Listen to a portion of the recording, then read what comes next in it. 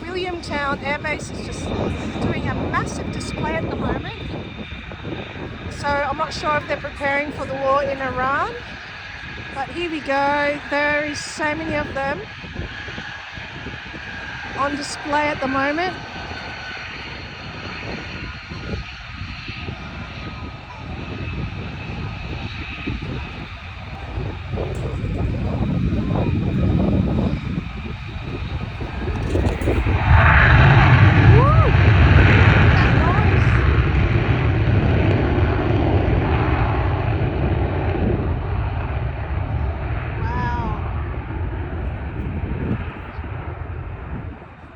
Amazing stuff.